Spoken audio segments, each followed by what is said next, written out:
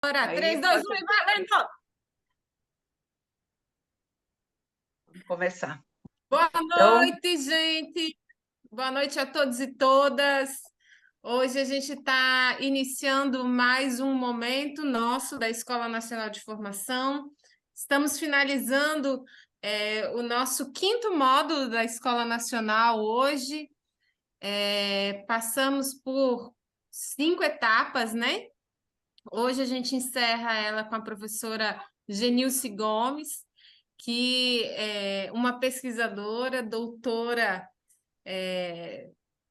trabalhou tanto no seu mestrado quanto no seu doutorado com base na Central de Movimentos Populares, e, para além disso, ela é uma militante histórica da CMP, tanto da CMP quanto antes do Setorial de Mulheres e agora do Coletivo de Mulheres da CMP. E eu fico muito feliz em poder contar com a contribuição da G nessa escola de formação, porque a gente tem feito esse exercício, né, de que a escola a gente possa trabalhar sempre com uma pessoa externa, mas uma pessoa interna do coletivo e da CMP. E Genilce não só vivenciou a história da CMP, mas também contribuiu com o processo de sistematização dela. E isso é um desafio, muitas vezes, para a gente no movimento popular, a gente fazer o exercício da sistematização. Então, seja bem-vinda, Gê. Obrigada pela contribuição, por ter se disposto a fazer essa aula com a gente hoje e que a gente possa cada vez mais contaminar de conhecimento os nossos territórios. Boa noite. boa noite, Melane, boa noite a todo mundo que está aqui presente. A gente fala boa noite, boa tarde, bom dia, né? Porque com as tecnologias a gente nunca sabe quando a pessoa vai ver, né? Então, nossas conversas aqui têm sido gravadas também, não é? E algumas pessoas têm falado, né, que têm visto essas gravações depois. Então, eu trouxe aqui, eu queria, na verdade, explicar um pouco, né, nossa ideia, né, dessa noite. Vários dias a Mel falava, não, tem que discutir e trazer a Genilson para falar, tal. Eu falei, eu nunca sabia qual que era esse dia, né? E chegou o dia, que é hoje. Então, a gente pensa muitas vezes se preparar para um monte de coisa e no final a gente fala, e agora, o que eu apresento, né? Então, eu fui olhar a minha apresentação, né, que na verdade foi a apresentação da tese de doutorado, né? Meu nome é Genilce Gomes e sou da Central de São Paulo. E aí, nessa apresentação do doutorado, eu falei, não, vou usar algum desses slides, né, passar rapidamente só aqui para vocês entenderem que é um processo, né, lá que eu apresentei. E a Melanie falou, é verdade, a minha grande questão sempre foi a questão das articulações, né? Então, no mestrado, eu sou formada na graduação nas Ciências Sociais e fiz o mestrado e o doutorado no Serviço Social, e no mestrado eu já contei um pouco sobre a Frente Brasil Popular. Então, acho que é mais da minha vontade sempre, né, de escrever a história dos movimentos, né, como que eles acontecem, como que eles se articulam. Então, no mestrado eu falei sobre a Central de Movimentos Populares e agora no doutorado já na continuação de entender como é que se dão as articulações, eu escrevi sobre a Frente Brasil Popular, né? Então aí só o início aí para vocês entenderem, né, que tem a questão da banca examinadora e assim por diante. É um esquema, né, que tem para a gente fazer. Então, o que que eu fiz, né, deixa eu ver se eu consigo passar. Acho que eu não estou conseguindo, peraí. Não estou conseguindo passar a tela. Será que está acontecendo? Não estou conseguindo avançar a tela. Deixa eu ver aqui. Ah, tá, peraí. Vou botar. Agora acho que eu consegui. Tá bom. Só um momento. Então,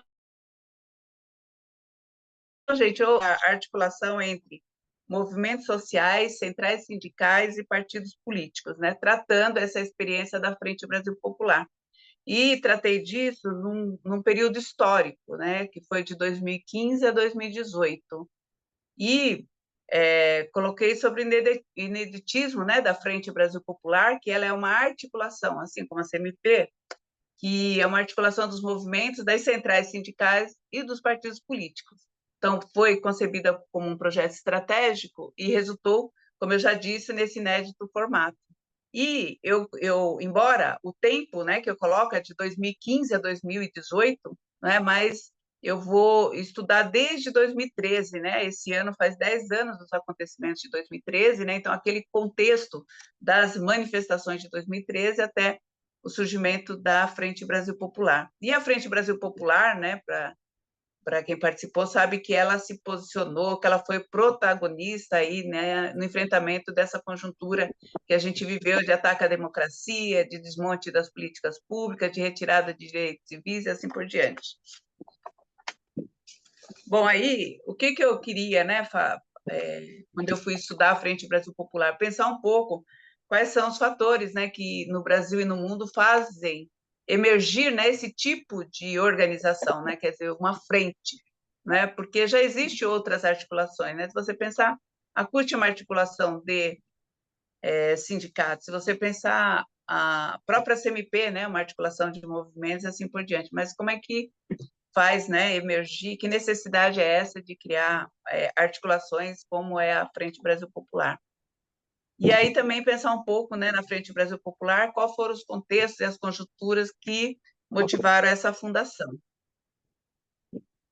Bom, e aí eu vou falando um pouco sobre o que eu quis, né, os objetivos, né, quando eu fui estudar a Frente Brasil Popular, de contextualizar a realidade brasileira, né, o surgimento, pesquisar, né, o que é essa frente, fazer esse recorte temporal que eu não falei, né, muito em cima da história, né, eu pesquisei 2015, 2018, e aí tentar entender essas formas de articulação. Bom, mas também eu acho que quando eu pensei em estudar a Frente Brasil Popular, eu falei, vou estudar a Frente Brasil Popular e só por isso, né? Mas, na verdade, quando eu fui ver, tem um longo histórico, né, de criação de frentes, né, e articulações, e eu fui pensando também nesse teórico, né, para estudar isso e analisar também a contribuição da Frente Brasil Popular nesse período, né, que para mim eu coloco aí que é anterior ao golpe, né, e posterior ao golpe de 2016. E aí compreender as formas de enfrentar os impasses na disputa por democracia, né, nesse momento então que se instala mais, né, o conservadorismo, o neoliberalismo, a financiarização, a questão, né, que eleva o desemprego, a fome e a miséria do povo brasileiro.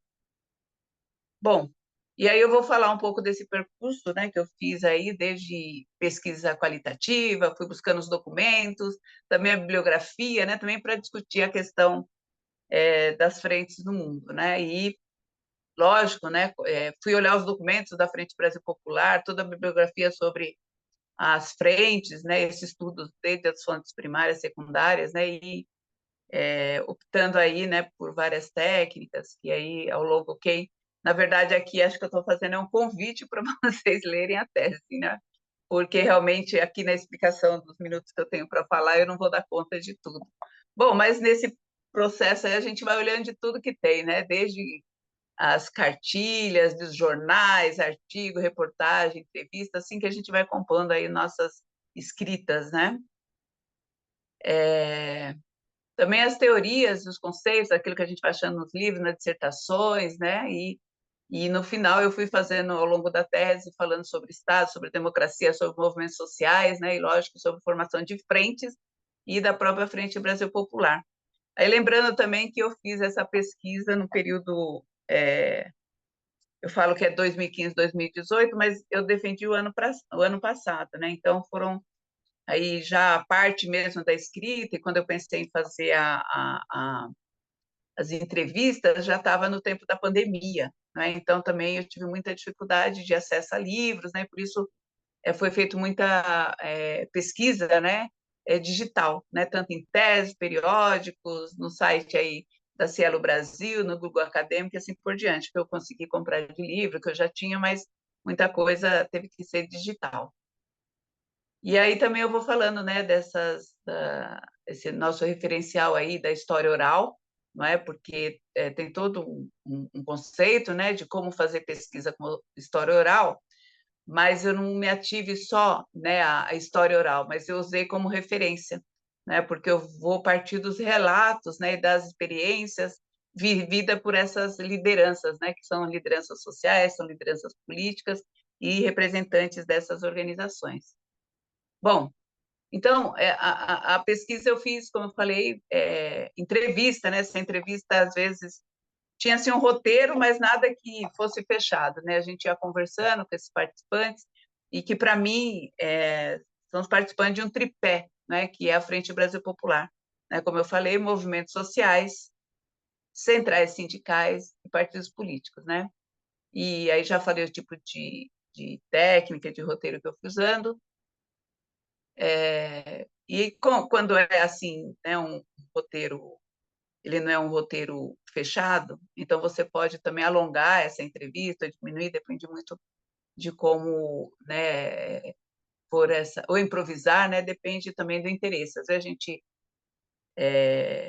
quer aprofundar mais em algum momento, né, então a entrevista é feita dessa forma. Bom, mas quem que eu entrevistei, né? Pelos movimentos, aliás, aí nesse percurso, eu fui procurando várias pessoas, né? Ao todo, 17 pessoas. Algumas não quiseram dar entrevista, né? Outras não foi possível, outra eu fiz a entrevista e não ficou legal o áudio, tudo na época da pandemia, né? A gente tentando entender como é que usava também, né? As tecnologias. Então, ao final, eu consegui entrevistar, né? Dos movimentos sociais, um representante do Movimento dos Trabalhadores Rurais Sem Terra, eu consegui uma pessoa da Marcha Mundial, uma da Central de Movimentos Populares, né, do movimento atingido por barragem, da União Nacional dos Estudantes, e também nas centrais sindicais, representante da CUT e da Central dos Trabalhadores e Trabalhadoras do Brasil, a CTB, né, que fazem parte da Frente Brasil Popular. E os partidos políticos também, né, representante do Partido Comunista do Brasil, e o Partido dos Trabalhadores, eu tive mais dificuldade, porque eu queria entrevistar alguém que estivesse lá quando surgiu a frente, né? E eu mandei e-mail, tentei contato e não consegui. E depois eu tinha também um outro entrevistado que também, né, da direção do PT, mas a esquerda lá dentro do PT, e essa pessoa também não quis dar entrevista e falou que podia responder um questionário. Eu mandei o questionário, mas não fazia muito sentido para a minha pesquisa, porque a ideia era conversar mesmo com essas pessoas. Então, esses foram os interlocutores aqui da pesquisa. Então, tem aí os símbolos, né, dos movimentos, partidos que eu fui entrevistando. Se estiver muito rápido, vocês me avisam, né? Então, eu fui trabalhando aí as experiências internacionais, né, e brasileiras de frente de articulação. Comecei na história, né, fui olhar um pouco como que é essa questão da frente única, que tem muita polêmica, né, sobre estratégia e tática, quer ser uma frente única, quer ser uma frente popular, que foi uma guinada histórica, né, na história do frentismo internacional. Aí a Primavera das Frentes Populares, depois vim para as experiências no Brasil, né, desde a Aliança Nacional Libertadora, a Frente de Mobilização Popular, a Frente Ampla, né, durante a ditadura, e as diretas já, chegando mais perto desse nosso contexto. Deixa eu só... Então, nesse contexto histórico e político, fui vendo aí a questão da frente única. Deixa eu só pegar aqui meu material.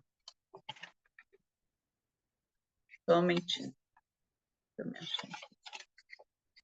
Então, nesse histórico político, né, de histórico político de construção de frente única, como eu já falei das frentes populares, esses governos também que teve de frente popular, isso tanto fora, né, do Brasil, e aí no Brasil. Mas qual foi o meu objetivo, né? Foi de aproximação com esse contexto, não é, para poder entender a própria Frente Brasil Popular, né? Foi só uma aproximação, não foi nada de aprofundamento.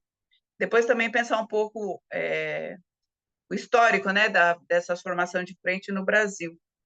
E aí eu vou fazer uma breve retomada, né, desde a Aliança Nacional Libertadora, que é de 1934, a Frente de Mobilização Popular, que é de 1962, a Frente Ampla, de 1965, as Diretas Já, né, que, em 1993, a Frente Brasil Popular, mas de 89, né, que é uma frente eleitoral, o Fórum Terra, Trabalho e Cidadania, de 97, a campanha contra a ALCA, né, e o Livre Comércio entre as Américas, de 2002, e a Coordenação dos Movimentos Sociais, que é de 2005. Então, vou dizer que é um tema muito polêmico, né? Tem muito debates e polêmicas que perdura até o dia de hoje, né? Sobre o formato, né? De frente, se ela é frente única, se ela é frente popular, se é frente ampla, né? Entre outras formas que eu coloco que é de busca por unidade, que demonstram que essa estratégia, né? Que às vezes é uma estratégia, às vezes é uma tática, vem sendo usada historicamente pela esquerda, ou seja, é algo do passado, mas também é algo do presente, dos vários grupos, né? Que se encontram na luta e que muitas vezes não participam dos governos e também os apoios de fora, mas também foi usado pelos partidos social-democratas, foi usado pelos nacionalistas e outros que fizeram uso dessa estratégia e tática, inclusive na América Latina. Então, tem todo um histórico lá que eu vou trabalhar no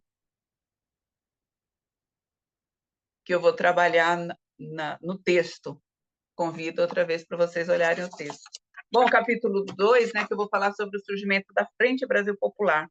E aí, como eu falei, eu retomo os protestos lá de 2013 e faço a pergunta, né, não foi por 20 centavos?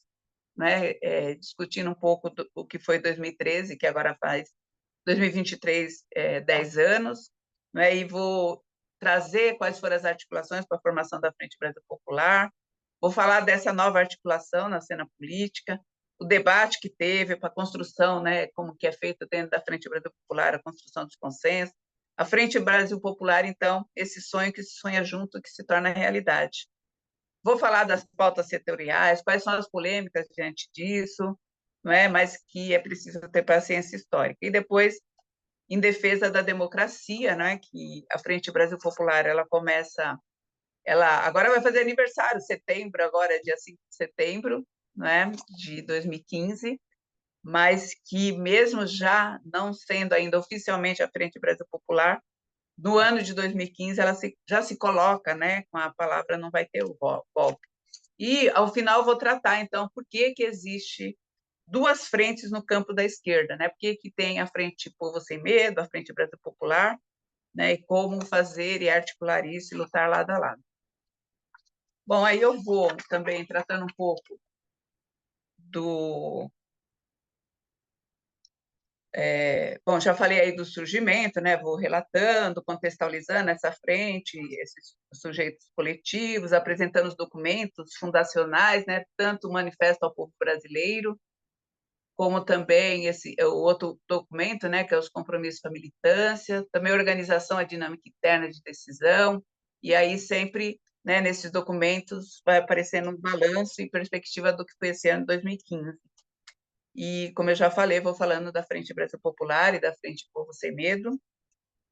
E o capítulo, então, e essa parte, né, 2015, ele encerra quando avança o pedido de impeachment da presidente Dilma e o que vai exigir, né, da articulação é intensificação e mobilizações na luta contra o golpe. Aí tem o cartaz, né, que aconteceu a Conferência Nacional e Popular, né, no dia 5 de setembro de 2015, né, que o pessoal lá também já na plenária. Bom, e eu trato também, para falar da Frente Brasil Popular, do golpe de 2016 e os desdobramentos que teve do golpe, né? E tem golpe, vai ter luta, né? Todo mundo lembra aí, e na verdade eu fui fazer uma questão, né? Será que vai ter luta, né?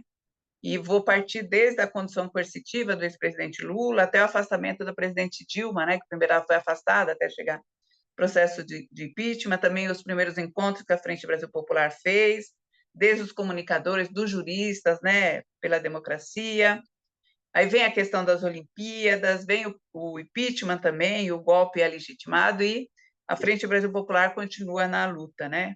E desde a primeira carta da plenária nacional, e no final vai ter também um debate aí do que foi, né, o Redemoinho de 2016 e como que a Frente Brasil Popular agiu, né, nesse ano de 2016. Isso aqui deve estar um pouco na memória de vocês aí, né, porque muita gente aqui participou desde a articulação e das mobilizações. Bom, e depois também, aí já, né, a gente vai tratando sobre o posicionamento que a frente tomou, né, frente ao contexto de golpe, não é, desde que teve o afastamento da presidente Dilma por 180 dias, e a posse, né, do interino golpista Michel Temer, todas as atividades, né, organizativas de articulação e a votação do impeachment, as mobilizações de rua também pelo Fora Temer, e eu vou dizer de um epílogo dessa história com reações ao golpe. E, nesse ano, então, a Frente Brasil Popular encerra esse período, focando na realização da primeira plenária nacional e debatendo o melhor para o Brasil nas resoluções que estão expressas na Carta de Belo Horizonte. Bom, e aí vem o governo do Michel Temer, né? A Frente Brasil Popular continua aí na cena. Né? Eu vou discutir aqui como a gente parte, né, de um período de golpe, né? Algumas notas para pensar o Estado, né? O que é esse Estado?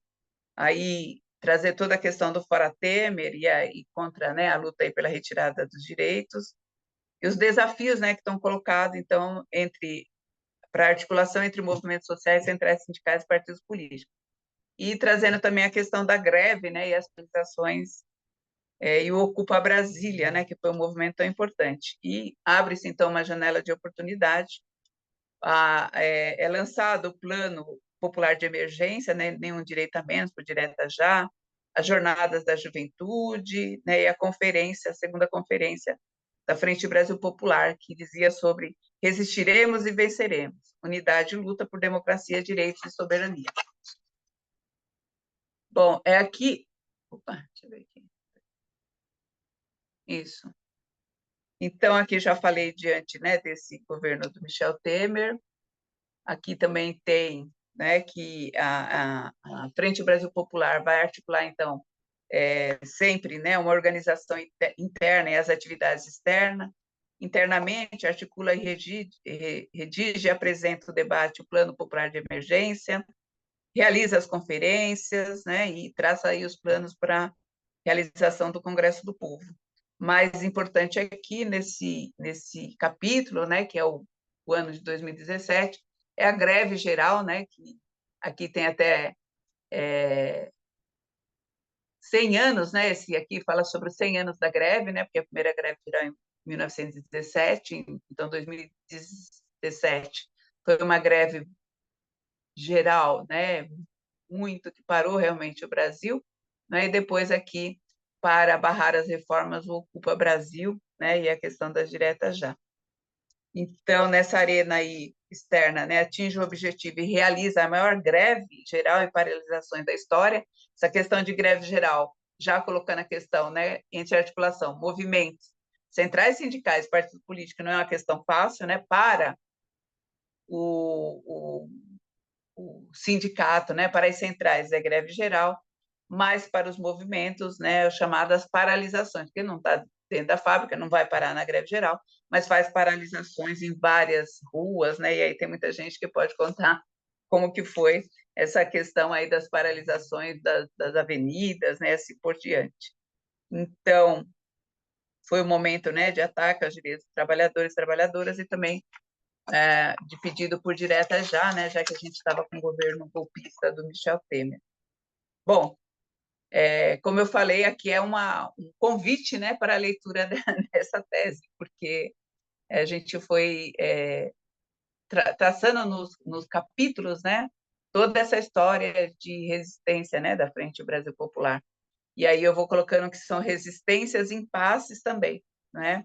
Desde as resistências das mobilizações por Lula livre, por eleições livres e democráticas, mobilização por soberania, né, e direito, e o Lula livre sempre presente, as eleições de 2018, como fazer isso tanto nas redes como nas ruas, né, e o impasse também, né, que se deu nesse momento, né, porque aí você tem na frente também outros candidatos, até chegar a candidatura era o Lula e foi para o Haddad, né? Os impasses na formação de uma frente ampla também vêm para essa discussão. Eu estou acabando, estou aqui olhando meu tempo, 30 minutos.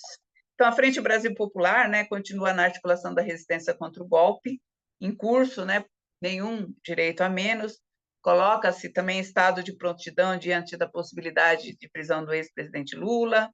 Após a prisão do ex-presidente, estabelece novos rumos, né, na centralidade da luta, organiza, né, o acampamento Marisa Letícia, também esteve lá na vigília por Lula livre, se mobiliza também por soberania nacional, pelos direitos do ex-presidente ser candidato, inclusive pela primeira vez na história, né, que tem uma manifestação em Brasília, né, pelo direito, né, de um candidato fazer sua inscrição, uma manifestação muito importante, não é? E o diferencial, então, em todas essas lutas, nessa agência, foi o acréscimo, né, de eleições livres e democráticas nas redes, na rua, porque nesse momento corria-se o risco até, né, de não ter as eleições. Bom, mas vem uma derrota eleitoral, não é, 2018, e a Frente Brasil Popular coloca-se num momento de encruzilhada histórica, na qual a articulação será desafiada a atuar, né, numa outra conjuntura, né, que é a conjuntura já do governo Bolsonaro. E como fazer isso, né? Se na forma de uma frente popular, de uma frente única ou de uma frente ampla. É uma questão central para o futuro, desde sempre, né, das frentes, da Frente Brasil Popular e também dos estudos sobre o tema. Aqui eu vou trazer, não um cartaz que diz sobre pelo direito de Lula ser candidato, atos em São Paulo, atos aqui também, vários atos. Aqui é a manifestação, esse aqui é da manifestação em Brasília, né, pelo direito do Lula ser candidato e toda a luta aí por Lula livre.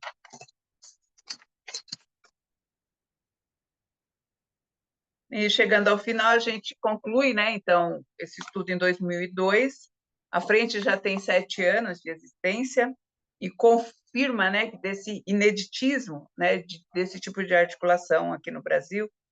Passou por várias fases, cada uma delas deixou marcas diferentes, desde o processo da articulação para a fundação em 2015 até o término, né, desse recorte histórico que eu fiz aqui para escrever, que é 2018. São diferentes etapas em que a frente incidiu na disputa do projeto político, democrático, popular, contra todos os desmontes, né, que a gente sofreu das políticas públicas, que estão escritas aí na Carta Constitucional de 1988, e a cada uma dessas situações ela vai, né, se configurando de forma distinta. A gente vê aí em 2015 na formação, 2016 é o golpe, 2017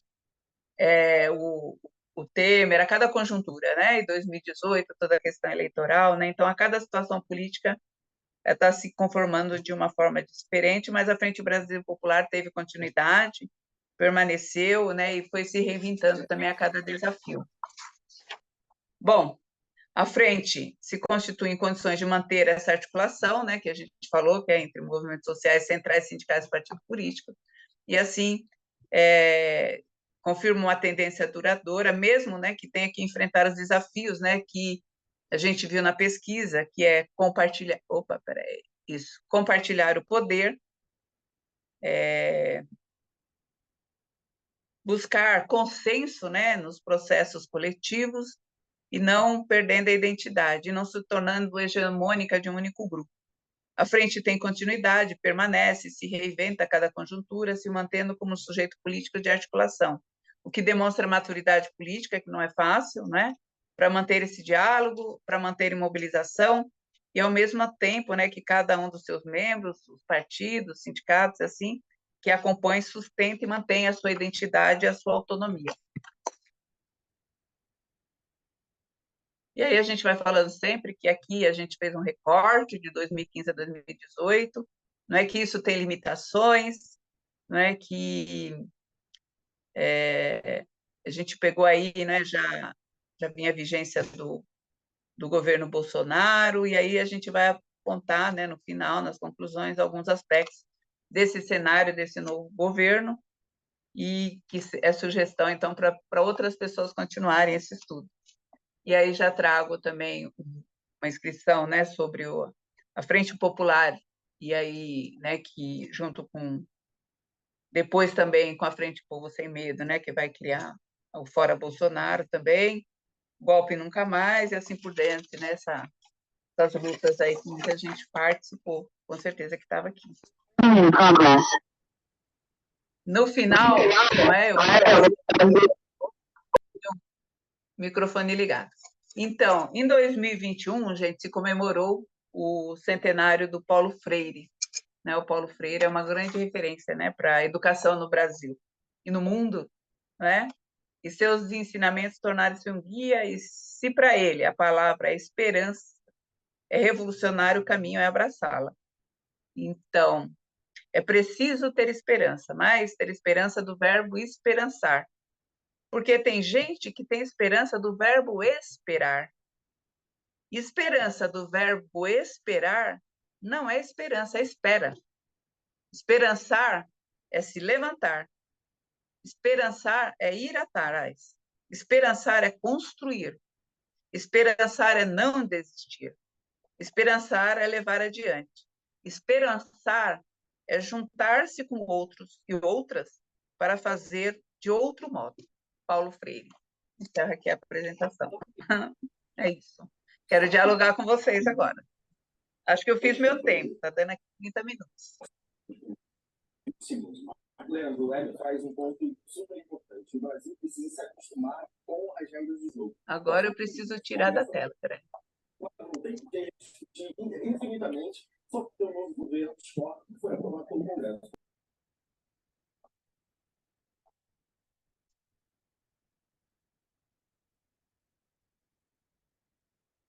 Saiu a tela já? Obrigada, Gi. Saiu. Obrigada, Gi.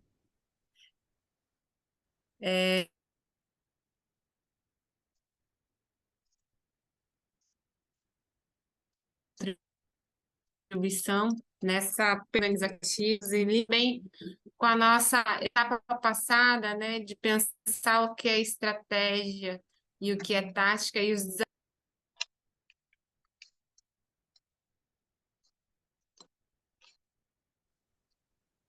Seu som, Melanie. Eita. Tá ruim. Dei uma caída aqui, gente, mas estou bem. Mas nesse desafio mesmo da gente poder aprofundar um pouco sobre o processo organizativo, né? E nessa outra modalidade, né, de uma frente, então, onde a gente não só está pensando na nossa pauta, mas está pensando na disputa de classe e na importância da gente conseguir aglutinar a diversidade de pensamento dentro do nosso campo para pautar um projeto coletivo comum. Então, está aberto para o debate, gente. Acho que a provocação de G trouxe uma boa pitada de conteúdo para a gente poder seguir nessa prosa de hoje.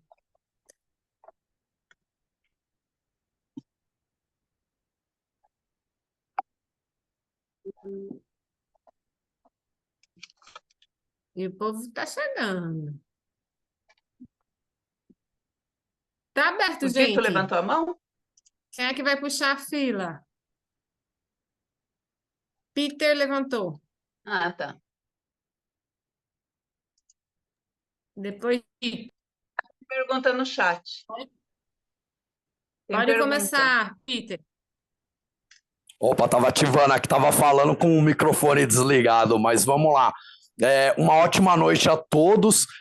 Presente, acredito que uma boa parte já me conhece, e eu sou o Peter, sou da CEPROSIG, e a minha pergunta é a seguinte: o que é exatamente considerado uma frente?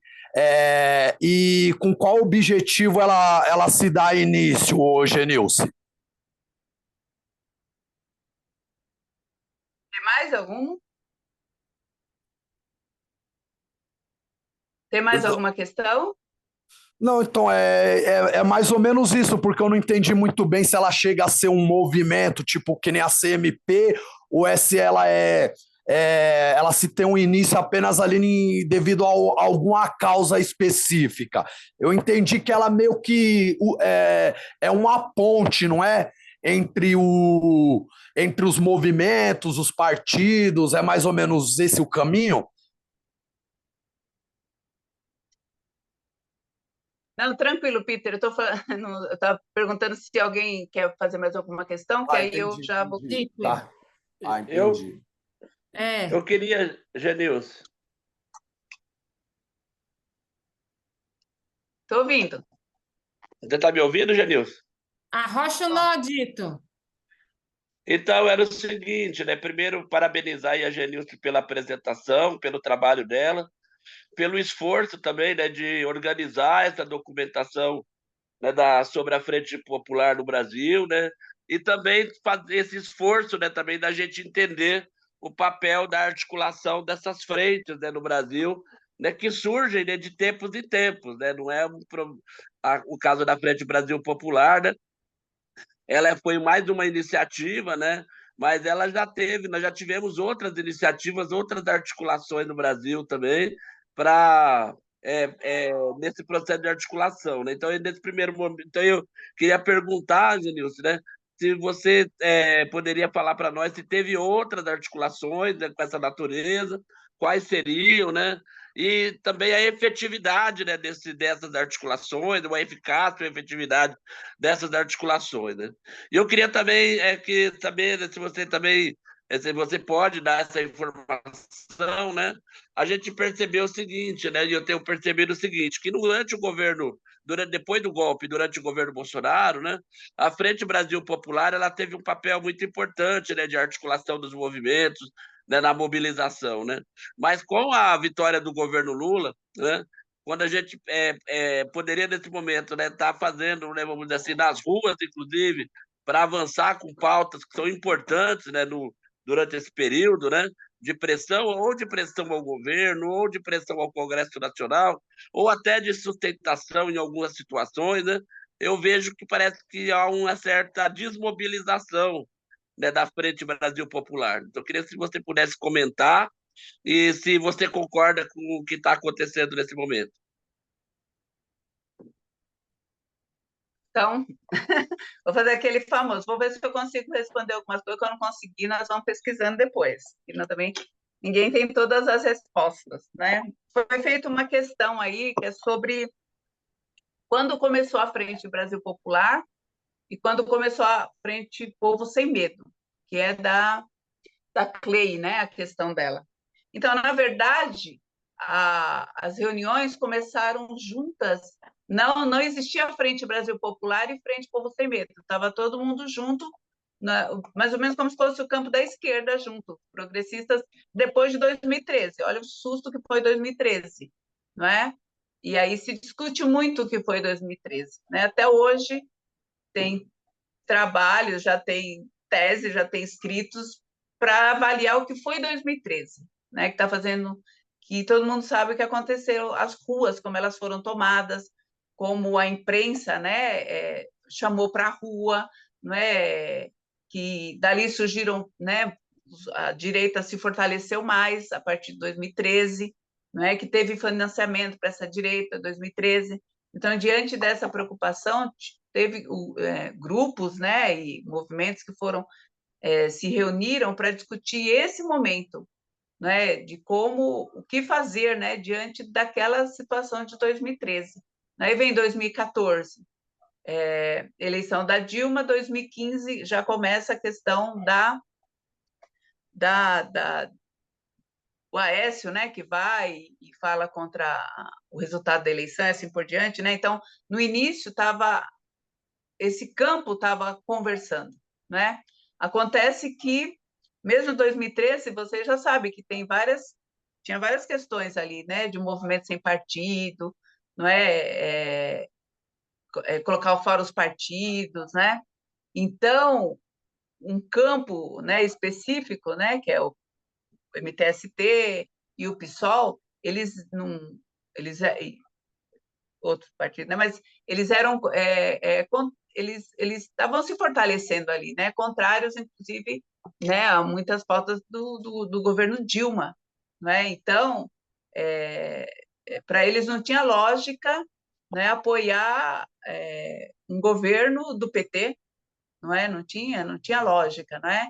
E aí também então surgiu junto, né? A ideia era que né, pensar um pouco como é que estava a conjuntura tal, mas depois se separou, não é? E aí foi conformada duas frentes, né? A frente Brasil Popular e depois a frente Povo Sem Medo, né? Que assim, se a gente tem essa questão inicial que realmente era um outro partido que fazia oposição, tem toda a questão da Copa do Mundo, vocês sabem das Olimpíadas, né? Como foi essa questão?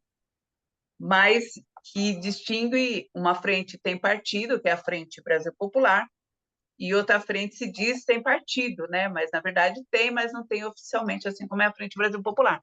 A Frente Brasil Popular tem partido, né? Tem o PCdoB, tem o PT, né? Tem, a gente fala até a Consulta, que não é um partido, né? Assim, oficial, mas que né, se coloca como partido. Então, começou junto, mas lógico que tinha divergência, principalmente com relação aos rumos do governo, né? Há de lembrar que já no início, mesmo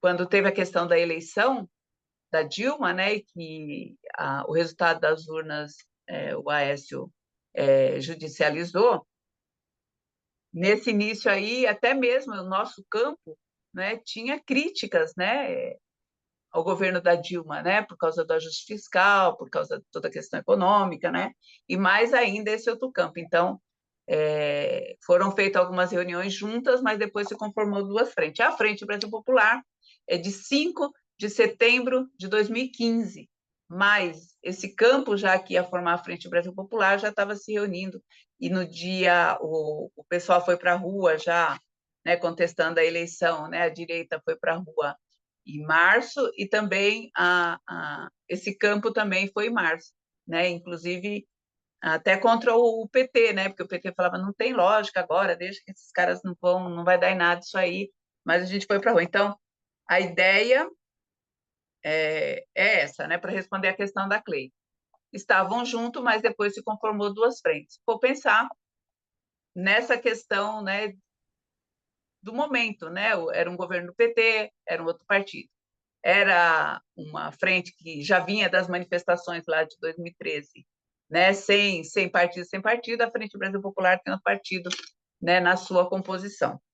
Bom, então o Peter está perguntando, já teve outras ao longo da história, outro tipo de frente? Por exemplo, se você pensar, eu nem coloquei, eu preciso depois, quando retomar a tese, ainda colocar, fazer uma nota de rodapé.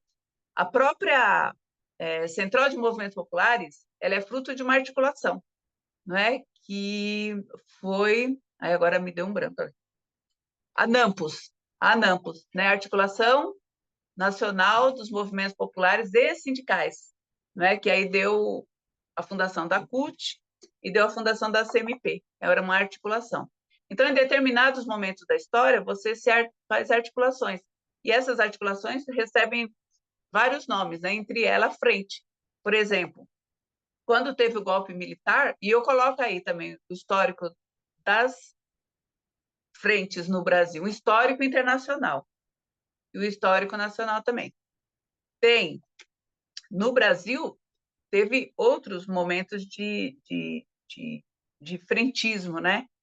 E aí eu não sei se esse momento é o momento que o movimento está mais organizado, ou se é pela nossa fragilidade que a gente precisa se articular diante da nossa fragilidade para a gente juntar força, né? Que é mais ou menos o que aconteceu com a Frente Brasil Popular, que foi os anos mais difíceis, né?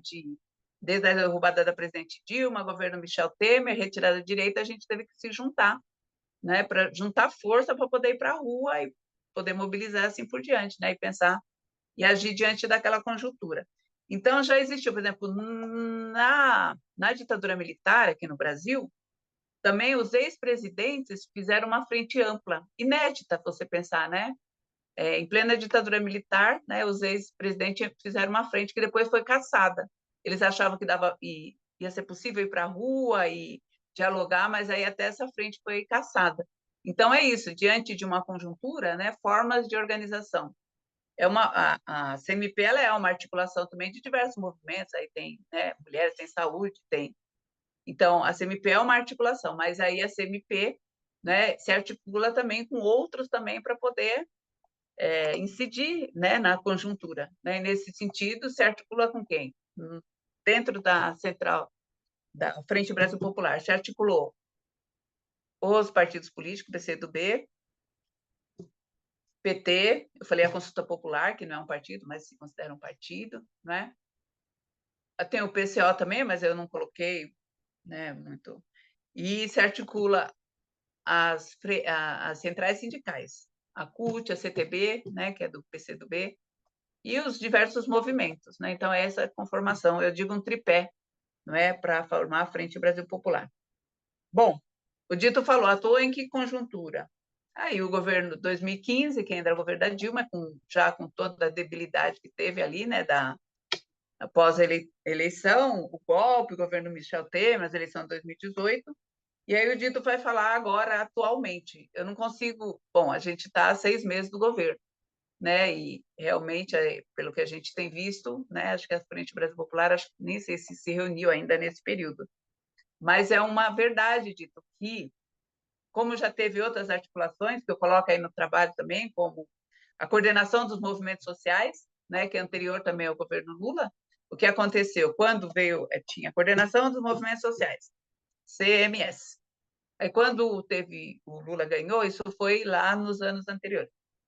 Quando o Lula ganhou, qual foi a ideia? Partidos, agora vocês vão para o governo, não tem sentido ficar aqui nessa coordenação dos movimentos, estão no governo, né? Nós vamos...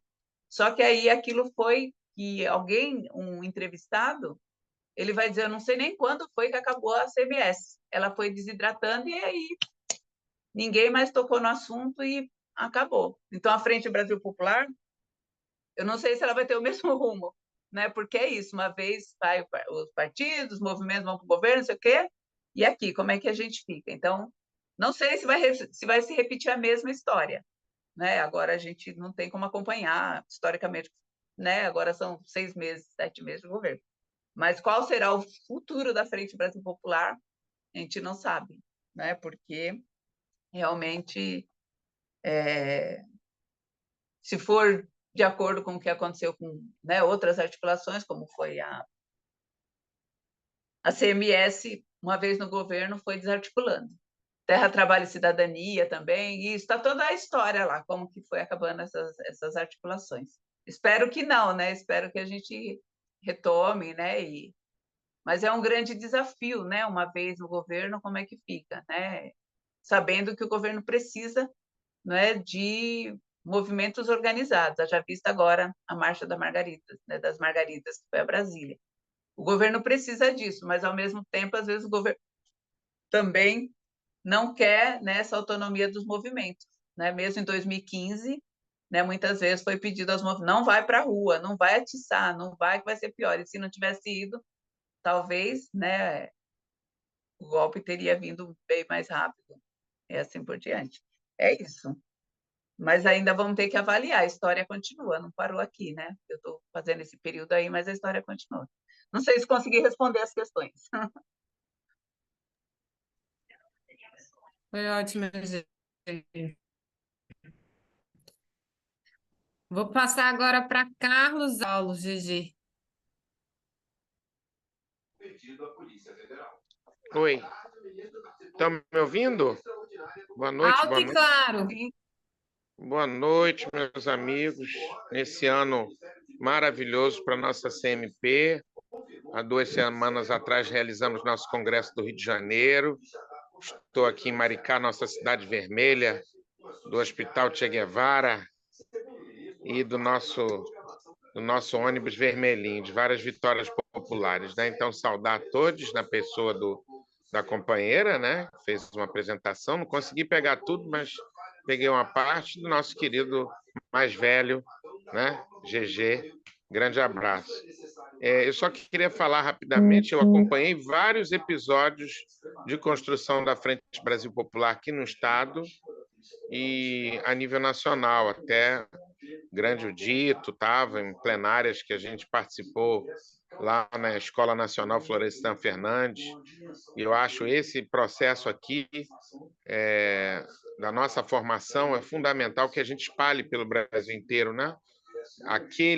aquela fala ontem do Stedley, eu consegui, a Edgar de Anja, né, botou aí nas redes sociais, gravar e distribuir dentro dos nossos movimentos, porque o estudo, a formação, algo que a CMP sempre se debruçou, mas agora a gente tem que continuar fortalecendo.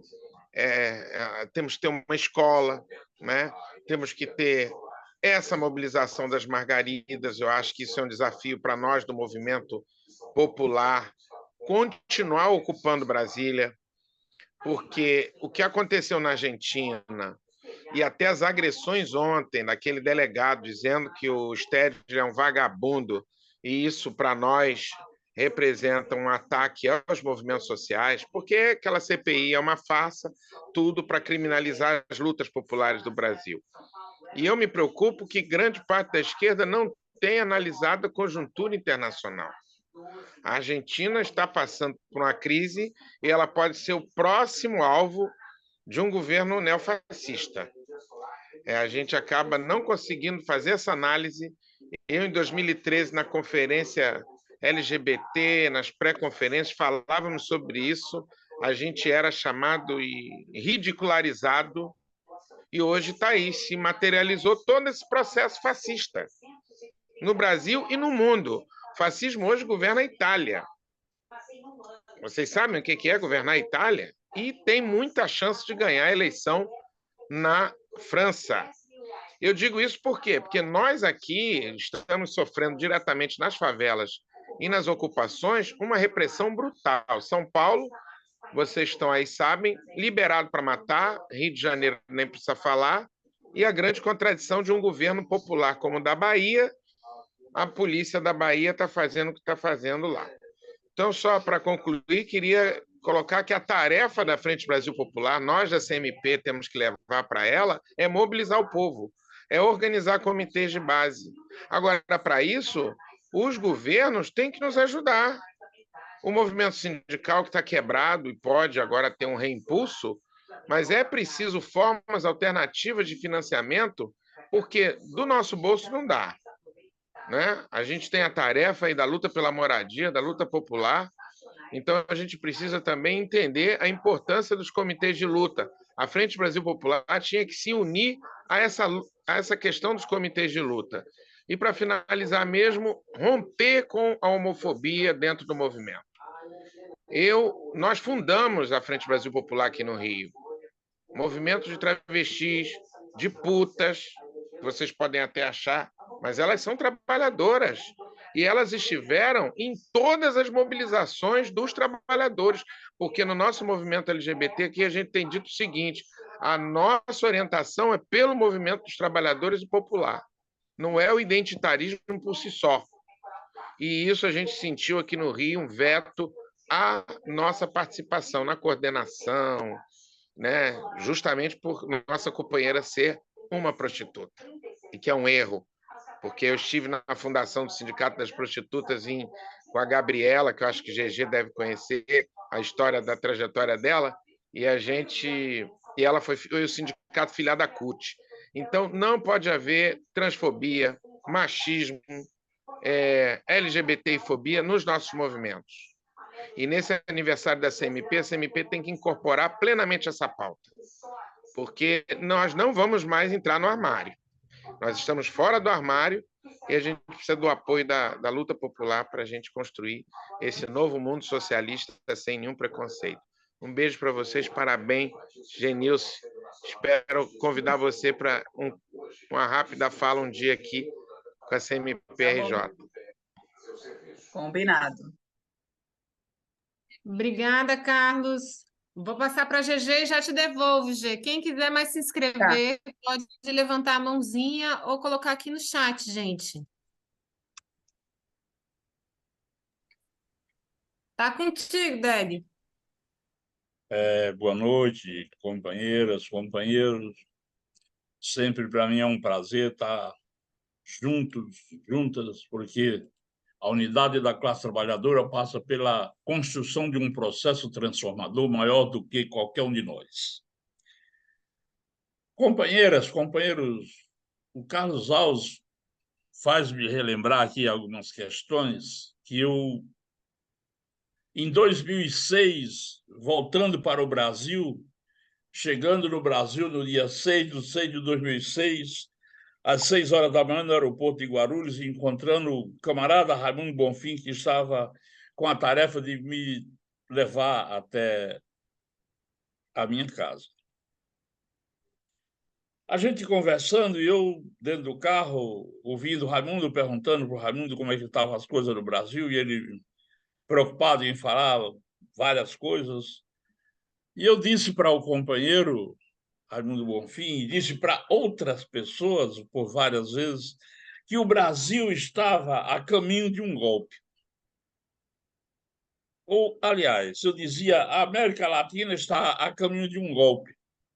Um golpe que poderá ser um golpe parecido tanto quanto o que aconteceu em Honduras, que aconteceu no Uruguai, no Paraguai, mas que eu achava que no Brasil era o próximo país a se passar por esse processo do golpe.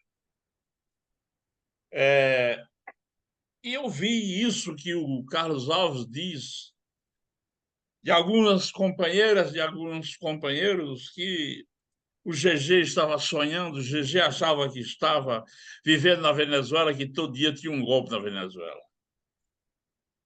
Isso são frases que nos machuca, nos dói, nos fere, mas nos dá ânimo para se reencontrar com a luta da classe trabalhadora, principalmente frente à defesa do proletariado. E aí, companheiras, companheiros, eu lembro de 2013, quando nós caminhamos sendo perseguido pelo falso nazismo. E ali já estava posto para que esse enfrentamento a gente fizesse a partir daquela grande marcha que a gente fez em 2013, que, inclusive, companheiros da esquerda nos proibia de usar a camisa vermelha, de usar a bandeira vermelha. Essa que é a esquerda que eu chamo de esquerda falida. Porque, companheiros, companheiras, a minha roupa é o meu sangue é a roupa da classe trabalhadora. Lembro muito bem que naquele dia, daquela grande marcha, dia 10 de julho, não lembro se é 10 de junho, é julho, é 10 de junho, na Avenida Paulista, os filhos de Plínio Sampaio, todos armados até os dentes e rasgando, queimando bandeiras vermelhas que aparecessem. Inclusive, uma bandeira da CNP, eles tentaram tirar das minhas mãos. Eu não lembro quem foi os camaradas que juntaram comigo e demos umas cutucadas boas nesses caras para que eles entendessem que ali tinha pessoas que estavam dispostas à luta. E dali para cá vai se constituindo essa frente de luta, que é uma frente de luta. A Genilson traz muito bem, e eu assino embaixo, Genilson, você traz, que ela começa a se conformar ali, em 2013. Porém, ela se conforma, mas não cumpre seu papel. Ela deixa de cumprir seu papel. Por que ela deixou de cumprir seu papel? Porque alguns companheiros, algumas companheiras, realmente confundem o papel do movimento popular, o papel do partido político e o papel do governo. Se misturam, e nessa confluência dessa mistura, não querem fazer a luta de classe. E o velho Marx, a luta de classe era feita quando a classe trabalhadora assumiu o seu papel revolucionário de transformar os governos de esquerda em governos revolucionários que possa, a partir dali, fazer a revolução. E eu, como um marxista que sou, não nego, e tenho certeza que a Frente Brasil Popular não cumpriu, não cumprirá o seu papel por essa questão que é: não vamos bater o PT, não vamos bater o governo. Nós não estamos batendo, é a necessidade de organizar essa luta com veemência para enfrentar a burguesia de uma forma que você impeça que a burguesia faça o que está fazendo com o governo Lula. Lula, primeiro governo, foi mais à frente, revolucionariamente falando, no seu segundo governo, do que hoje. Hoje Lula está usando coisas que a gente sabe que não vai resolver o problema. E por que não vai resolver? Porque aquela velha história, a burguesia não vai ceder 1 milímetro para que tenha seu avanço da luta de classe. E esse avanço da luta de classe, para mim, passa por um processo mais profundo que os históricos, como Lenin, Marx, Trotsky, Rosa Luxemburgo, diziam que existia 3 classes. E, para mim, na minha concepção, historicamente não existe 3 classes. Existem 2 classes. Existe a burguesia com a sua formação ideal, que é se apropriar eternamente do poder, e, pelo outro lado, para se contrapor a essa burguesia, existe o proletariado, que somos nós. E entre a burguesia e o proletariado existe uma camada que eu não chamo de classe, eu chamo camada. Porque se eu disser que tem a classe média, eu estou mentindo. Qual é o projeto da classe média? É querer estar lá, ao lado da burguesia? Então, ela não é um projeto, ela é uma burguesia disfarçada que muitas vezes atrapalha entre nós o possível avanço da luta de classe para que o proletariado não consiga avançar com suas lutas. Essa é uma questão que, para mim, ela é fundamental e é preciso, inclusive, companheira Genilson, que um dia a gente aprofunde essa questão. A gente precisa aprofundar essa questão para poder a gente se enxergar e enxergar melhor que produto nós somos dentro da transformação revolucionária.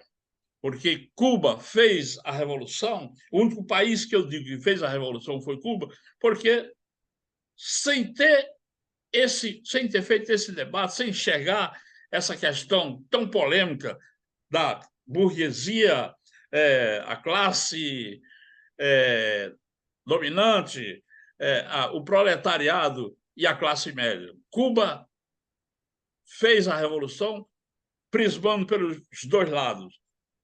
Ou o proletariado dá fim a um governo burguês, e aí quem estiver do lado dele foi para o paredão.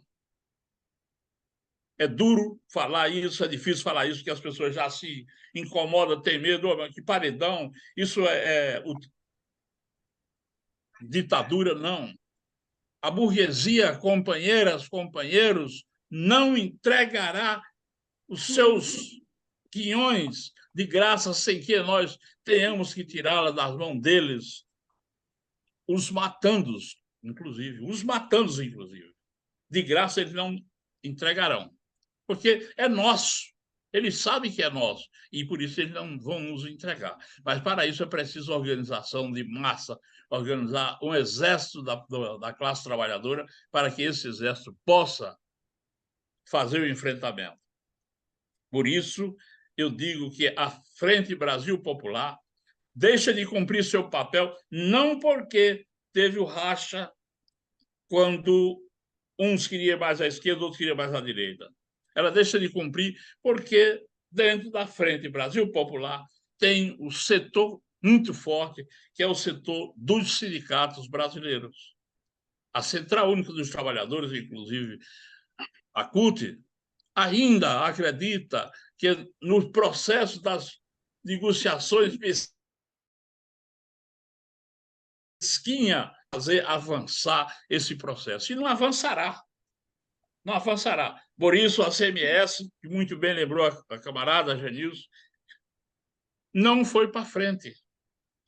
Lá na CMS já teve, eu era quem acompanhava pela CMP, já teve um problema com o pessoal do Guilherme Boulos.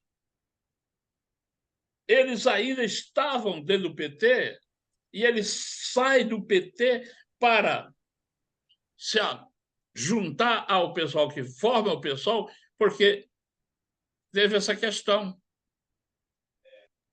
E essa questão ela é fundamental, historicamente ela é fundamental para que nós possamos um dia não ser possível a gente hoje gozar dessa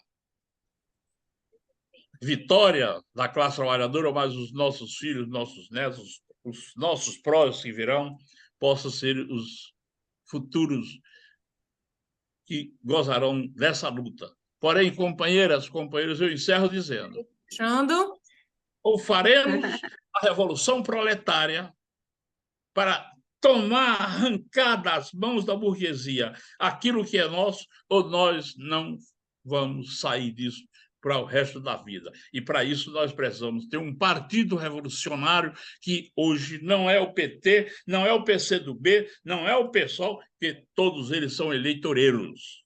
Vírgula. Todos eles são eleitoreiros e nós precisamos de um partido que não vai disputar a eleição, e sim vai disputar o poder com a burguesia.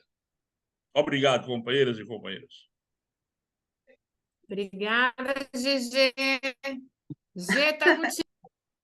Tá, então foram muitas questões colocadas aí que realmente eu fiquei pensando aqui.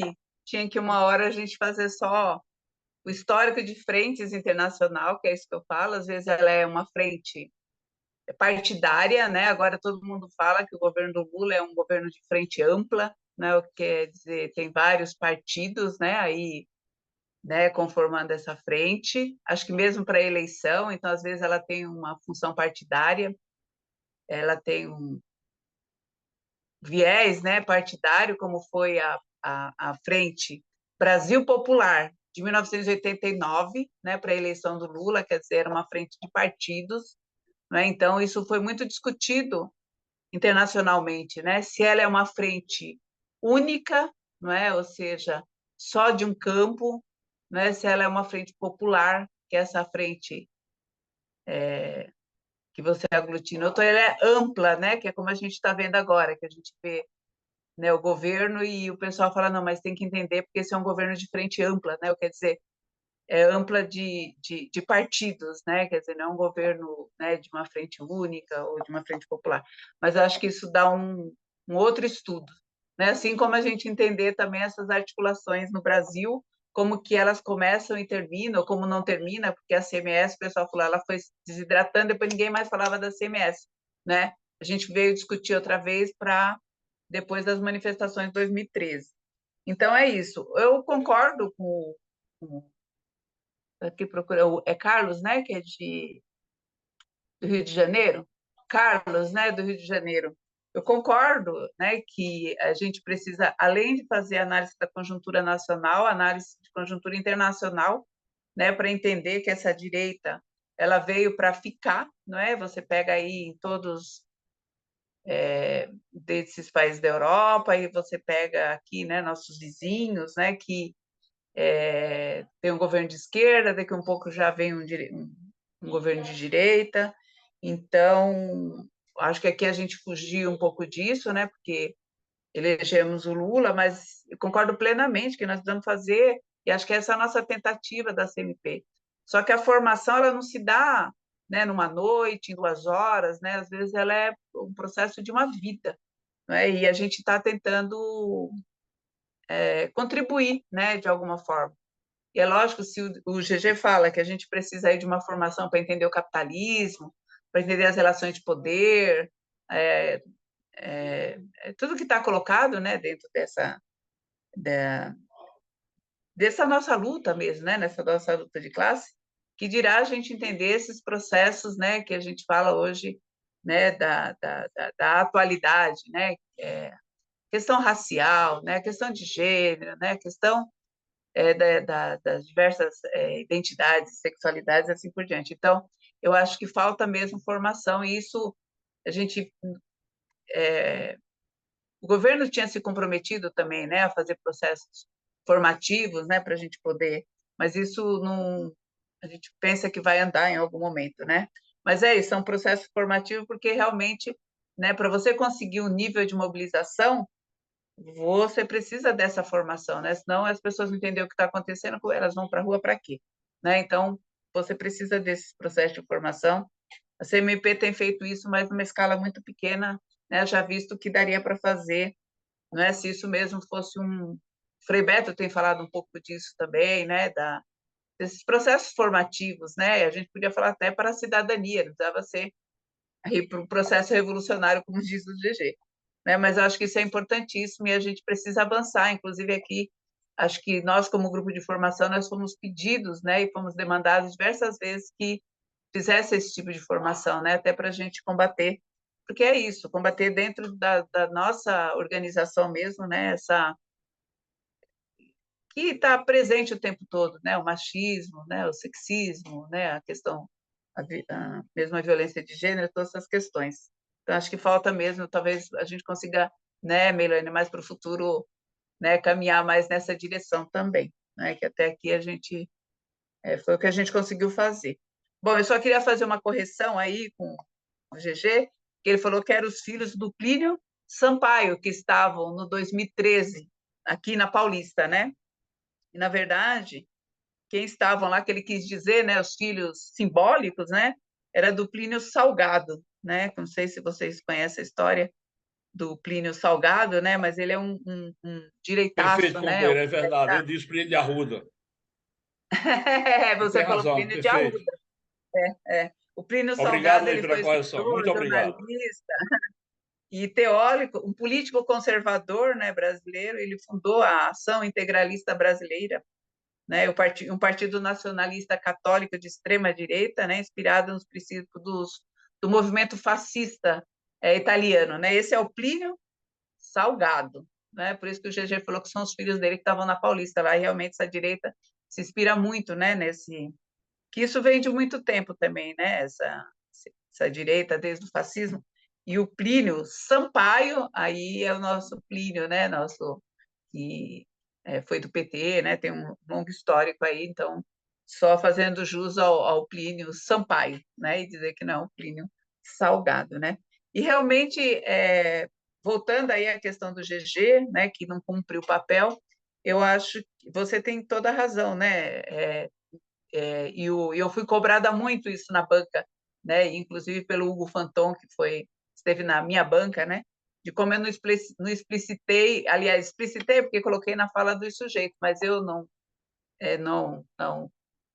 fui mais analítica nesse sentido, né? De explicitar realmente essas controvérsias, né? Eu diria, né? Que tem entre sindicato, movimento, né?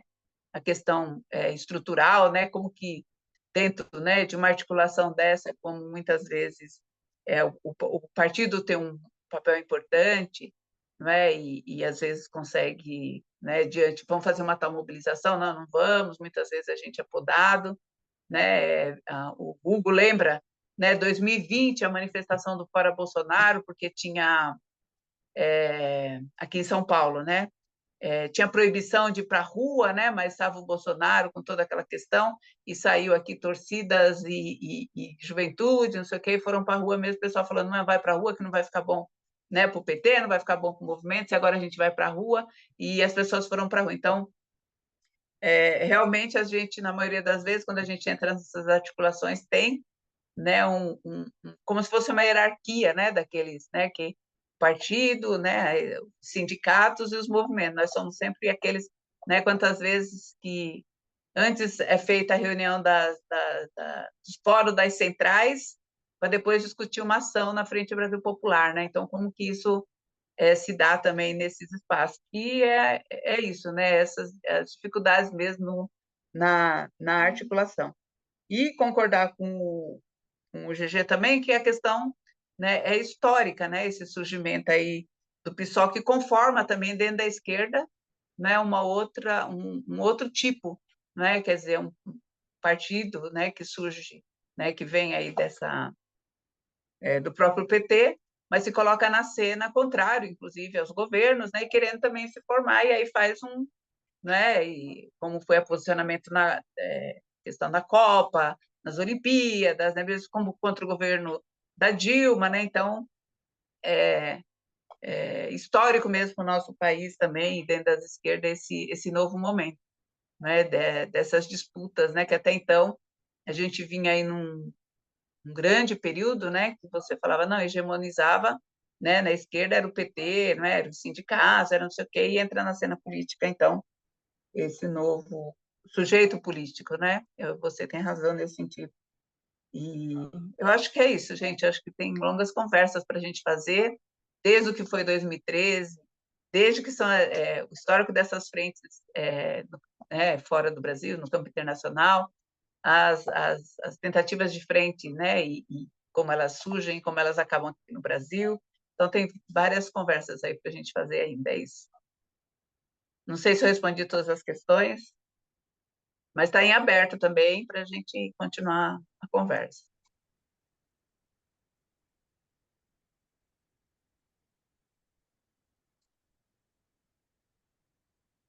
Bora lá, meu povo!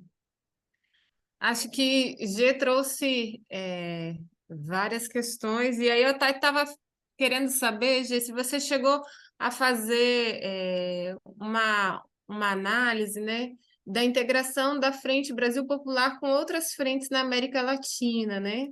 Então, as ligas camponesas se tem uma dinâmica também desse internacionalismo, e eu sei que é muito variável também aquilo que é prioridade dentro da frente, né? Na pauta, foi sempre muito conjuntural. Então, isso também dificulta para você fazer diálogos que levam a mais tempo, mais profundidade, de mais espaço para fazer essa articulação internacional. Mas é uma curiosidade mesmo, né? E eu sei que GG está aqui, que ele já participou também, mas queria que a gente trouxesse um pouquinho dessa relação internacionalista que a CMP também traz, né? E acho que é importante quando você estabelece aí uma hierarquia dentro desse tripé da Frente Brasil Popular, né? Então, de fato, os partidos se tem um peso diferente dos sindicatos e se tem um peso diferente dos movimentos.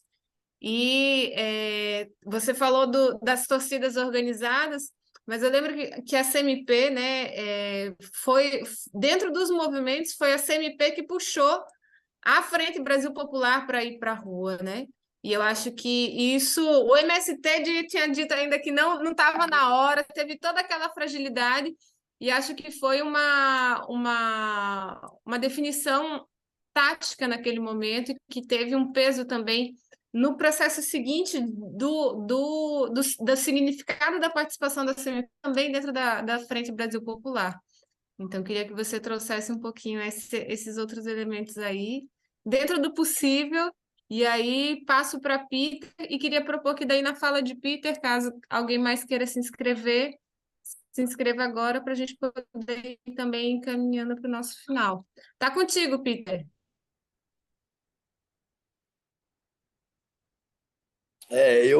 Na verdade, quero agradecer, né, porque eu fui até mal educado ali na primeira fala minha ali, né, parabenizar tanto a Melaine pela apresentação, tal, a Genilce também, é uma honra, né, sempre um conhecimento a mais, mas a minha pergunta agora seria para o companheiro GG.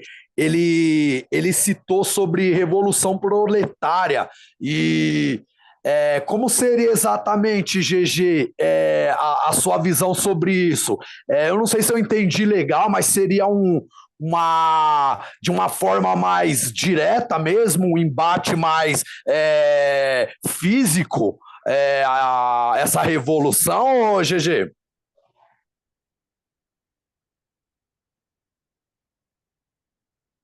Vamos ouvir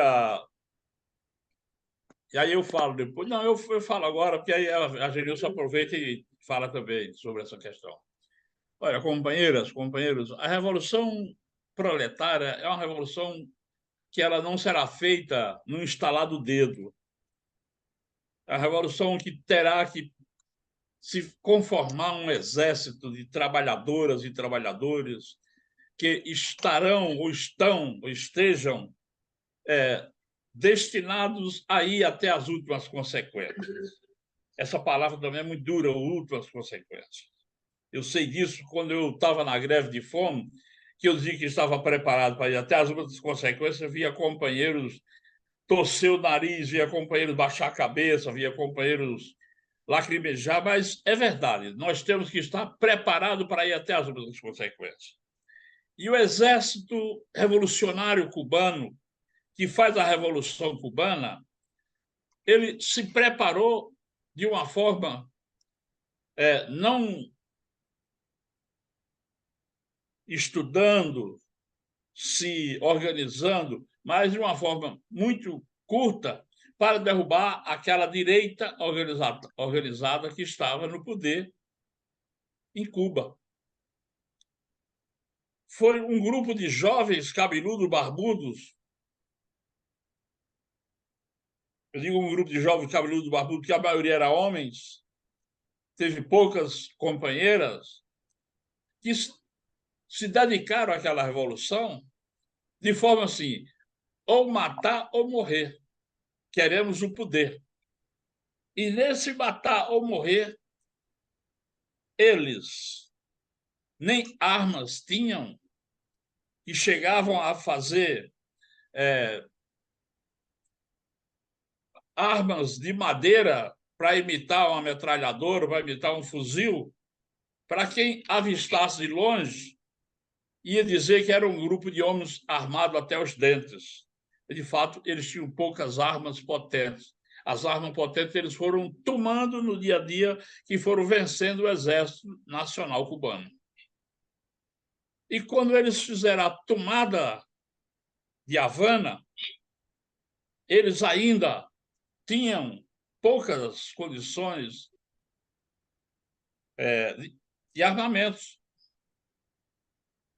mas tinha homens, mulheres, com sangue no dente, como diz a frase difícil, para matar ou morrer. E foi aí que aconteceu a Revolução Cubana. E eu não tenho sombra de dúvida que no Brasil, um país no tamanho que é o Brasil, não vai ser fácil fazer isso.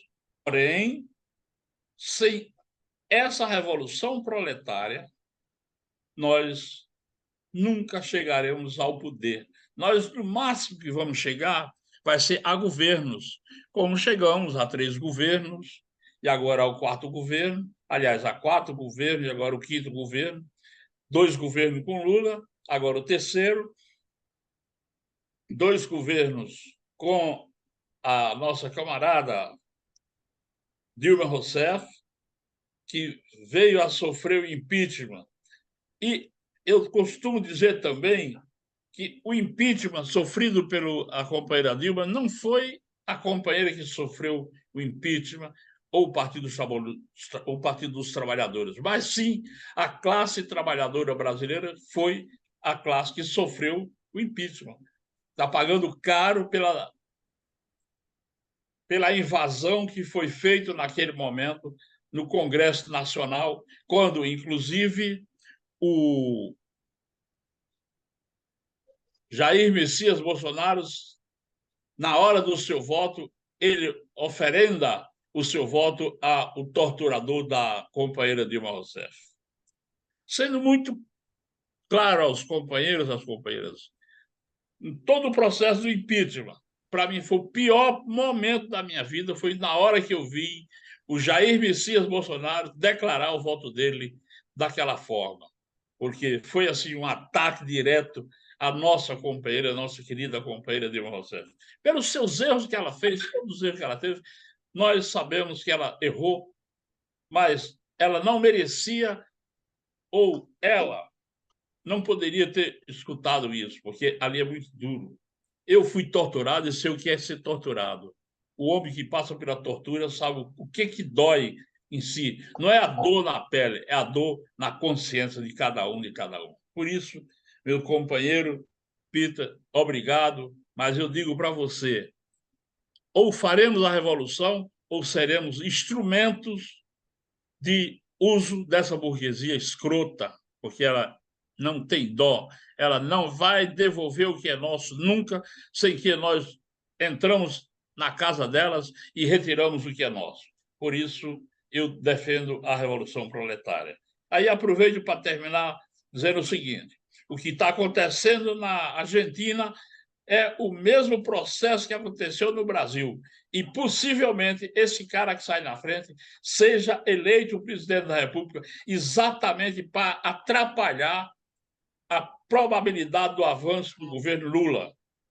Para atrapalhar o avanço do governo Lula. A serviço de quem?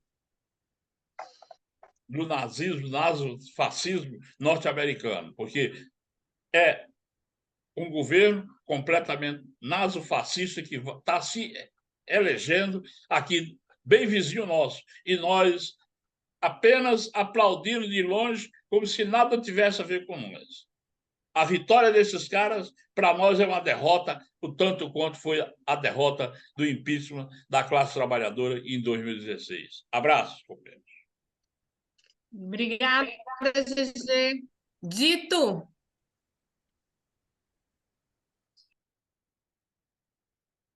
Posso ir? Eu queria Vai fazer falar? dois... Ah, tá. Eu queria fazer dois comentários, né, em relação, né, à fala do GG, né? Acho que a questão, né, do processo revolucionário, né, está mais nesse momento, pelo menos da conjuntura, né, deveria estar associado, né, a uma ampliação, né, do movimento de massa no Brasil, né? Nós estamos no momento, né, embora nós estejamos, né, no governo Lula, né, a gente não está num processo de ascenso das massas populares, né? A gente não consegue, por exemplo, no Brasil, tirar do poder, por exemplo, né, o Campos Neto, que faz o que quer, né, com os juros. Né? A gente agora está tendo uma discussão no Congresso Nacional, por exemplo, sobre a taxação dos fundos, né, de investimento em paraíso fiscal, né, dos paraísos fiscais, né, as tais offshores. Né? O Haddad quer taxar as offshores, né, ou seja, os fundos, né, em paraíso fiscal, né? Que é quase como taxar as grandes fortunas, né? E a gente não consegue, por exemplo, fazer uma mobilização e o Lira diz que simplesmente não vai aprovar isso, não vai votar no Congresso Nacional, né? E a gente já conversando aqui, e até ouvindo a Genilson, nesses primeiros meses, pelo menos, do governo Lula, né? A gente assiste uma desmobilização e uma desarticulação, pelo menos nesse momento, né? Frente Brasil Popular, né, que não tem sido capaz, por exemplo, né, de organizar os comitês de base, que foi falado, de organizar as massas populares, de pensar numa estratégia de rua, né, para sustentar o governo Lula nas ruas, a partir das lutas sociais e das lutas populares, defendendo, por exemplo, a gente está assistindo, por exemplo, a tragédia que tem sido, por exemplo, a CPI do MST, né? Então a gente tem que pensar um pouco, né? Antes, né? É evidente que é importante debater, né? uma pauta revolucionária, né? Mas eu acho que nós temos questões mais urgentes ainda, né? Nesse momento, né? Para enfrentar, né? Do ponto de vista da organização, né? das nossas entidades. O GG chama, né, sempre, né? A CMP, por exemplo, né? Como a ferramenta da classe trabalhadora, e é uma ferramenta, né? E a gente sabe, por exemplo, como é difícil organizar um congresso em Salvador, né? Nós estamos indo para um congresso em Salvador e estamos aí com dificuldade, temos que tentar arrumar um ônibus para ir para Salvador, e a gente tem dificuldade de viabilizar porque nós não temos um recurso, finanças suficiente nas nossas organizações para avançar, né? E uma última questão é sobre a fragilidade do movimento sindical, né? A gente viveu, né, ao longo dos últimos 10 anos uma desregulamentação dos direitos trabalhistas no Brasil, né? A partir das tais reformas trabalhistas e tudo mais, né?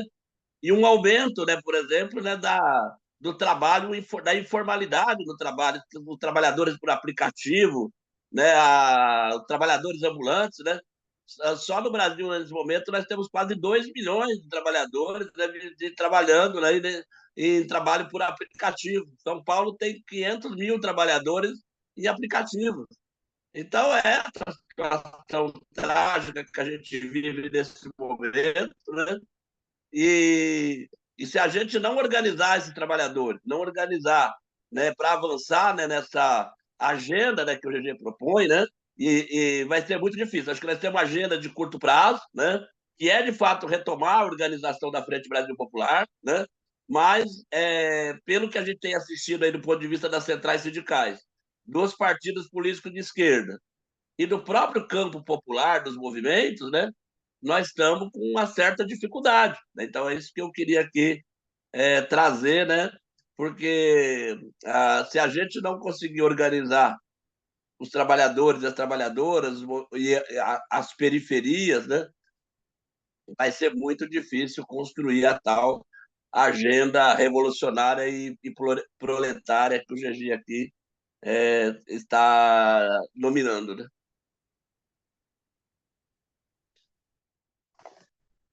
Não? Obrigada, Dito. Então, agora eu Perfeitamente, passo Benedito Barbosa. para fazer as respostas e o nosso fechamento da noite de hoje também. Então, eu acho que o GG estava, falando aqui, dialogando com o Peter, né? O GG estava dando um pouco o esquema, né, das revoluções do século XX, né? Se você vê mesmo a Revolução Cubana, né, a própria Revolução Russa, não é? Ela tinha esse script, né, tomada do poder, né, pelas armas, tal. E esse é o histórico. Né? Eu acho que aqui no nosso curso nós vamos ter também uma etapa que a gente vai falar sobre a Revolução, né? Como os autores brasileiros pensaram isso. Concordo com o Dito, né? A gente fala da nossa dificuldade de articular uma frente, nós falamos da nossa dificuldade de articular a CMP, né? Já visto fazer uma revolução. Aí fica, né? E entendo também que isso é feito com o povo, né? Por isso o povo organizado é uma questão muito importante para a gente, né? E aqui ainda mais, né? Dentro do nosso capitalismo brasileiro, né? É toda uma questão aí que precisa ser estudada e pensada. A Melanie me perguntou se, né? Eu verifiquei aqui a questão de uma articulação, né? Com o pessoal da América Latina. Não verifiquei nada de articulação da Frente Brasil Popular nesse sentido. Né? O que teve no final, né? Depois que eu contei que se conformou duas frentes, né? Foi uma articulação à campanha Fora Bolsonaro, que muita gente participou também, né? Então, diante dessa situação do governo Bolsonaro, se conformou, né? A campanha Fora Bolsonaro, que aí articulava as duas frentes, né? Acho que trabalhou por muito tempo, né? Nessa campanha. Então, é isso. Não vi, não percebi nos documentos, também não foquei o olhar sobre isso para saber sobre essa articulação.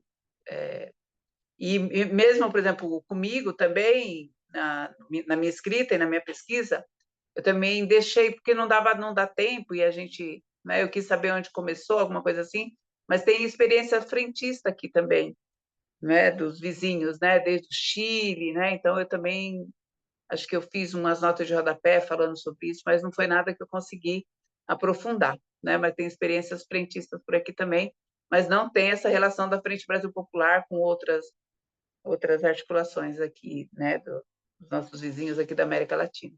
É isso, espero ter conseguido responder, e eu acho que a gente abre aí, né, várias questões, mas a questão da revolução, com certeza, eu sei que está aqui no nosso programa para a gente discutir isso.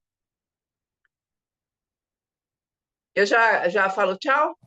Eu posso só fazer uma pergunta, só mais uma última para finalizar, que o papo ficou interessante.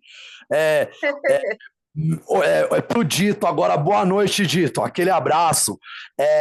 Ô Dito, mesmo com toda a dificuldade que você vê em realizar as atividades, mas você também vê que a revolução proletária que foi citada seja o caminho futuro, talvez, e se essa revolução, a princípio, quando o GG citou, eu pensei que seria uma ideia dele, mas eu vi que você também tem um conhecimento. Essa revolução proletária já vem sendo discutida pela CMP? Eu acho que a gente tem que aprender, né, com os processos históricos, né, Peter, né? E a gente vai estudar, né, na América Latina, por exemplo, né, e a gente vai fazer aí também, certamente, o estudo das histórias das revoluções, né? A gente teve a história, né, mais recentemente, vamos dizer assim, no século XX, né, a Revolução Russa, né, e a Revolução Cubana, né? Mas a gente teve revoluções na África, né, inclusive porque a gente, né, tinha ainda colônias independentes, né, e colônias em relação à Europa, por exemplo, até agora ainda, né, na década de 70 ainda, né, a gente tinha processos ainda, né, coloniais ainda pela Europa. E como temos aqui, né, a Guiana Francesa e a Guiana Francesa e Holandesa, por exemplo, até hoje ainda é colônia francesa e colônia holandesa, ainda dependente de países europeus, né? Ou as Malvinas, por exemplo, lá na região da Argentina, por exemplo, que é uma ilha que pertence à Inglaterra, né? Ou, por exemplo, né, mesmo com a Revolução Cubana, por exemplo, né, Guantánamo, né, é um enclave, uma ocupação, né, americana dentro da ilha de Cuba, né? Então, nós temos processos revolucionários, mas nós também temos profundas contradições dentro desses processos, né? Então, a gente vai ter que discutir esses processos, né? E a gente sabe, né, que a transformação, né, da sociedade, né, e a nossa busca, e a busca da Central de Movimentos Populares, né, é uma transformação da sociedade para construir uma nova sociedade, né? Agora, se ela vai ser por um processo armado, revolucionário, né, o GG está dizendo que o caminho único é esse, né? Mas pode ser que a história indique outros caminhos, a gente não sabe. É o momento histórico que vai dizer se vai ser uma revolução armada, se vai ser uma revolução cultural, né? Então a gente não sabe dizer, eu pelo menos não saberia dizer para você, né? E eu também não tenho uma questão fechada, né? Eu só acho que a gente tem que aprender com os processos, né? E construir o nosso processo, né? Então, por exemplo, nós estamos acompanhando a situação da Venezuela, que vive, de certa forma, um processo revolucionário. Mas como eles têm sofrido boicotes, né, nesse momento, né, e passado por muitas dificuldades. Então, a gente sabe que nós vamos ter que construir o nosso processo, né? E o GG falou muito bem, né? Nós não temos sequer partidos políticos nesse momento, né? Nem movimento sindical, né, do meio dos trabalhadores, né? E nem acúmulo de força no âmbito do movimento popular para avançar nessa agenda. A gente precisa ainda construir passos para avançar, né? Então, acho que agora, lá no futuro, se a gente tiver acúmulo de força, aí a gente vai ver como é que vai ser esse processo, né? Essa é a minha posição, né? É um pouco diferente da posição do GG. O GG acha que o processo vai ser através de uma revolução armada, proletária, né? No modelo da Revolução Cubana. Eu, pessoalmente, acho que não é nem uma coisa nem outra. A história vai dizer qual vai ser o nosso processo. Massa, Dito. E aí Cubana, Dito, e Vietnã. fica a dica aqui também, sabe, gente, Peter, para a gente dar uma olhada. Nosso primeiro módulo foi sobre o Manifesto Comunista, aonde a gente faz o resgate do que é esse processo histórico, né? Quando o Dito fala assim, é importante a gente resgatar o processo histórico das revoluções, né? Então, o Manifesto Comunista é uma cartilhinha, mas ele é muito recheado e muito rica dessa sistematização de um processo revolucionário, né? E ela não só sistematiza, mas ela também traz alguns desafios que são totalmente atuais hoje para o nosso tempo. Então, tá lá no site da CMP, no nosso canal do YouTube. A gente tem todas as outras etapas. Para quem está vendo essa aula agora e quiser resgatar, tá uma sistematização muito rica e a partir de uma linguagem também popular que dialoga com os nossos territórios e com o nosso repertório. Gê, tá contigo, minha amiga, para fazer suas últimas considerações e a gente ir finalizando. Eu só agradeço. É uma possibilidade sempre de estar falando sobre o tema, de falar que eu gosto muito, né, que é a questão da organização popular, da articulação. Foi uma noite muito interessante estar aqui. Obrigado por essa oportunidade. Espero que a gente se encontre aí em outras etapas da formação. Eu tenho muito a agradecer. Bom, e quem tiver paciência, leia a tese, que está disponível também no site da PUC. Gê, pode mandar o link da tese aqui no chat do grupo? Posso, depois eu mando, eu vou pegar aqui e já mando. Pronto. E manda o link também dos vídeos que você citou, Melaine, sabe? Lá, para quem não acompanhou, para mim ter um entendimento legal. E obrigado, GG, o Dito, pela visão interessante, bacana. Esse papo é interessante. Inclusive, já ocorreu uma revolução, né? Uma luta armada no Brasil na época da ditadura, né? Então, já legal, bacana, interessante, gostei o papo. A todos, né, que participaram, mas bacana, legal. E é isso, a noite foi muito produtiva. A noite foi muito produtiva. Falar de revolução é mostrar para o proletariado onde ele está. É uma luta de classe, é uma luta onde nós temos que trabalhar a base, né? Nós temos que falar para a base quem eles são, onde eles estão, para não achar que são capitalistas porque comprou um carrinho, porque tem uma casinha melhorzinha. Então, mostrar, opa, e tá com a Bíblia de dívida em casa. Você é pobre, você tem que estar do lado de quem te defende. Então, a noite foi assim, só gratidão. Foi muito, muito aprendizado. É um tema que nós temos que estar levando para a base, estar retomando a base, porque o movimento popular é isso, né? A gente aprender e levar para a base, a gente levar o conhecimento do que a gente está adquirindo para a base e mostrar para eles que eles podem fazer a diferença. Então, boa noite. Eu fiquei só ouvindo, mas falei assim, não, eu tenho que falar alguma coisa, mas gratidão. A fala do GG, a fala da G, a fala de todos vocês me contemplaram muito. E só orgulho de estar nesse time. Muito obrigada, menina. Orgulho também da minha parte. Seja bem-vinda, camarada. Seja bem-vinda. Aqui com a gente, Zélia. E assim, queria já pedir aí para quem está aqui na sala... Tirar foto. Um lembrete aí no celular, certo? Que dia 6 e dia 20, então, a gente vai ter as nossas duas últimas etapas, dia 6 de setembro e 20 de setembro, discutindo o quê? O que é revolução. Que é uma contribuição... uma contribuição... Pode pôr horas aí a mais, hein? Mas trazendo uma contribuição a partir da leitura de Florestan Fernandes, que é um teórico muito importante dentro da nossa sistematização dos processos revolucionários, né? E a gente vai ter, então, a contribuição de companheiras do MAB, do Movimento de Atingidos e Atingidas por Barragens, que vão estar nesse bate-bola e na construção da nossa última etapa da Escola Nacional de Formação. E queria também aproveitar para lembrar, dar um toquezinho aí, que no dia 30 de agosto, às 7 horas da noite, a gente vai estar fazendo uma live dos 30 anos da CMP. Então, a gente fez uma primeira live dos 30 anos da CMP com o Frei Beto, resgatando um pouco dessa história. Aí agora a gente está organizando uma segunda live, discutindo como é que foi a organização das mulheres, da negritude, da saúde dentro da CMP durante essa trajetória de 30 anos. E no dia 30 de setembro a gente vai ter a nossa terceira e última live discutindo as questões urbanas e o direito à cidade, e a gente vai ter o prazer de escutar o nosso amigo que está aqui dito nessa partilha e nessa ciranda. Gratidão a todas, Gê. Arrasou, bicha. Obrigada a todos e todas nessa companhia da noite de hoje. Boa noite a todos e todas. Tira foto. GG, só uma questão.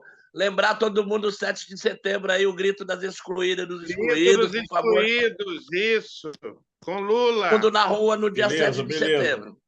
Povo na rua é povo que luta. Dá pra gente tirar uma foto, gente? Abrir as câmeras aí? Viva a luta LGBT! Eu não viva a estou luta conseguindo preta, abrir a minha viva câmera, eu não estou CMP, conseguindo. Viva a CMP, viva a luta popular! Não está permitindo eu abrir Mas minha câmera. quem conseguir tá valendo. 1, 2 e 2. É Lula, Obrigada, é 13. gente. CMP 13. Luta LGBT 13. Luta preta é 13. Viva a CMP!